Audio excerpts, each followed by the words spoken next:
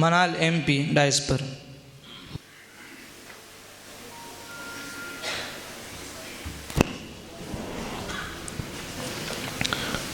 عصر حاضر اور اہل علم کی ذمہ داری۔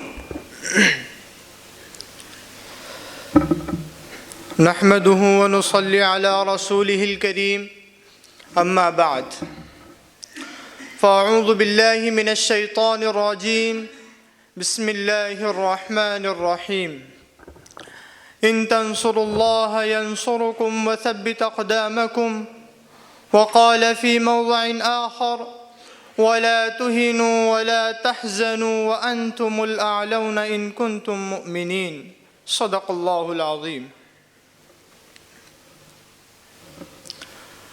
مقتل کی طرف اب جاتے ہیں اے موت تیرے لب چوم کے ہم، مقتل کی طرف اب جاتے ہیں اے موت تیرے لب چوم کے ہم، لے جام شہادت پیتے ہیں ساقی کی ادا پہ جھوم کے ہم شمع یقین کے پروانے شعلوں سے محبت کرتے ہیں، ہم شمع یقین کے پروانے شعلوں سے محبت کرتے ہیں، اے زیست ہماری راہوں سے ہٹ ہم موت کی عزت کرتے ہیں۔ معزز سامعین کرام، جیسا کہ آپ حضرات بخوبی واقف ہیں کہ دور حاضر میں دنیا بھر کے مسلمان ذلت و خواری کے شکار ہیں۔ عظیم اسلاف کے کارنامے ہمارے لیے محض قصہ پارینہ بن چکے ہیں۔ مستقبل کی تابناکیوں کے بارے میں ہم سوچنے کے لیے ذرا بھی تیار نہیں ہیں۔ اس میں کوئی شک و شبہ نہیں کہ دنیا میں حق و باطل کا تصادم روز ازلی سے جاری ہے۔ ظالم و جابر، طاقتور و کمزور، مظلوموں کی کہانیاں بہت قدیم ہیں۔ بارہا عالم میں کئی بار بجلیاں گری ہے، باغ آدم میں کئی بار بجلیاں گری ہے، وحشت و بربریت نے بارہا انسانیت کا منہ نوچا ہے اور حیوانیت کا ننگا ناچ کیا ہے۔ اس میں کوئی شک و شبہ نہیں کہ فرقہ پرستوں کے ظلم و ستم مسلمانوں پر، مسلمانوں کی ماں و بہنوں پر روز ازلی سے جاری ہے، لیکن ذرا غور تو کریں، ہم فراموش کر چکے ہیں کہ ہمارا تعلق اس قوم سے ہے جو نظریہ اسلام سے جنم لیتی ہے۔ ہمارا تعلق ان آباء و اجداد سے ہے جنہوں نے قیصر کی خدائی اور کسریٰ کے فرعونیت کے طلسم کو پارا پارا کر دیا تھا۔ ذرا غور تو کریں، آج ہندوستان میں مسلمانوں پر ظلم و ستم ڈھائے جا رہے ہیں، ان کے قلوب سے دین اسلام کو ختم کرنے کی ناپاک اور گھناؤنی سازشیں ہو رہی ہے، مدارس و مکاتب کو ختم کرنے کی کوششیں جاری ہے، ہندو راشٹر بنانے کی پرزور محنتیں جاری ہے۔ ذرا غور تو کریں، یہ سب کس لیے ہے؟ یہ سب اس لیے تاکہ مسلمان باقی نہ رہے، مدارس و مکاتب باقی نہ رہے، ہندوستان میں خانقاہوں کا نظام ختم ہو جائے، مدارس و مکاتب کا نظام ختم ہو جائے۔ لیکن شاید ان کو معلوم نہیں کہ جب تک مسلمانوں کی جان میں جان رہے گی، مدارس و مکاتب اور مساجد پر آنچ نہیں آنے دیں گے۔ شاعر نے کیا خوب کہا ہے کہ ہم تمہاری دھمکیوں سے خوف کھا سکتے نہیں، ہم تمہاری دھمکیوں سے خوف کھا سکتے نہیں، ظلم کے آگے ہم اپنا سر جھکا سکتے نہیں، ہے یہی اپنی تاریخ، ہے یہی اپنا فلسفہ، ہم زمانے میں دبانے سے ابھرتے ہیں صدا۔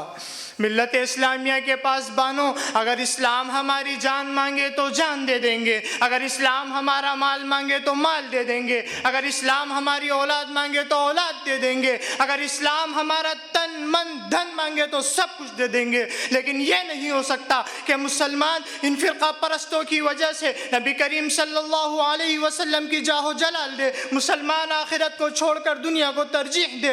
مسلمان کٹ تو سکتا ہے لیکن جھک نہیں سکتا، جس کی مثال تاریخ کے الٹتے پنوں میں روز روشن کی طرح آیا ہے۔ آپ حضرات کو وہ تاریخ یاد ہوگی جب انگریزوں کی ظلم و زیادتی حد سے آگے بڑھ گئی اور انہوں نے اسلامی قلعے کو مسمار کر کے اس پہ تسلیسی عقیدے رکھنا چاہا، تو سب سے پہلے ہمارے اسلاف میں سے شاہ عبدالعزیز علیہ رحمہ جنگ میں بے جھجک کود پڑے اور افضل الجہاد کلمت حق عند سلطان جائر کے جذبہ پیکراں سے سرشار ہو کر ہندوستان کے دارالحرب ہونے کا فتویٰ دیا اور اس بات کا تہیہ کر لیا تھا کہ غلامی کی زنجیر کے ٹکڑے ٹکڑے کر کے ہی دم لیں گے، اور یہ بھی ثابت کر دکھایا کہ ٹل نہ سکتے تھے اگر جنگ میں اڑ جاتے تھے، ٹل نہ سکتے تھے اگر جنگ میں اڑ جاتے تھے، پاؤں شیروں کے بھی میدان سے اکھڑ جاتے تھے، ہم سے سرکش ہوا کوئی تو بگڑ جاتے تھے، تیغ کیا چیز ہے ہم توپ سے لڑ جاتے تھے۔ ارے یاد کریں وہ ٹیپو سلطان رحمت اللہ علیہ کی ذات تھی جنہوں نے یہ کہہ کر کہ گیدڑ کی 100 برس کی زندگی سے شیر کی 1 دن کی زندگی بہتر ہے، لوگوں کی رگے مردہ میں آزادی کی برقی لہر دوڑا دی، اور خود بھی میسور کی دھرتی پر ہندوستان کی آزادی کے خاطر خون کا آخری قطرہ بہا کر شہید ہو گئے۔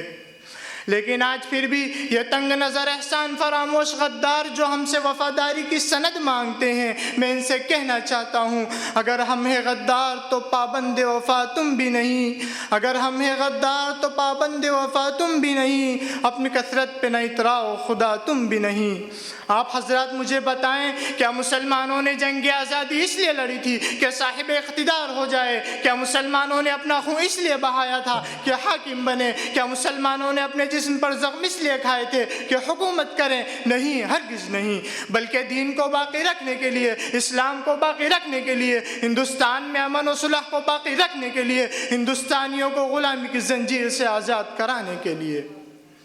لیکن آج پھر یہ حکومت فرقہ پرست انگریزوں کی طرح ہمارے دین پر حملہ کرنا چاہتی ہے۔ یاد رکھیں اگر یہی حال رہا تو انہیں بھی انگریزوں کی طرح منہ کی کھانی پڑے گی۔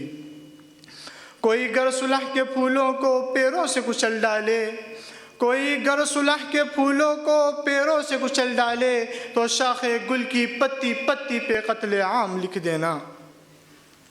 ملت اسلامیہ کے غیور نوجوانوں، اے خالد بن ولید کے فرزندوں، اے محمد بن قاسم کے پیروکاروں، اے صلاح الدین ایوبی کے ہم نشینوں، تم بیدار ہو جاؤ، اپنے اندر انقلاب پیدا کرو، اپنی تقدیر کو سنوار لو۔ اللہ تعالیٰ ارشاد فرماتے ہیں ان اللہ لا یغیر ما بقوم حتی یغیروا ما بانفسہم۔ شاعر جس کو اس انداز میں بیان کرتا ہے خدا نے آج تک اس قوم کی حالت نہیں بدلی، خدا نے آج تک اس قوم کی حالت نہیں بدلی، نہ ہو جس کو خود خیال اپنی حالت بدلنے کا۔ لہذا غفلت و غفلت کی چادر چاک کر کے ذرا ہوش و خرد کی چادر اوڑھ لو۔ اگر یہی حال رہا تو یاد رکھو بوسینیا کے مسلمانوں کی طرح گاجر مولی کی طرح کاٹے جاؤ گے، مسجد اقصیٰ کی طرح کئی مسجدیں مقبوض ہوتی رہے گی، تم دیکھتے رہ جاؤ گے، بابری مسجد کی طرح کئی مسجد شہید ہوتی رہے گی، تم دیکھتے رہ جاؤ گے، کئی بچے بے جا مظلوم ہوتے رہیں گے، کئی عورتیں بیوہ ہوتی رہے گی، تم دیکھتے رہ جاؤ گے۔ بس ایک شعر کہہ کر اپنے تقریر کو اختتام کے دہانے چھوڑتا ہوں۔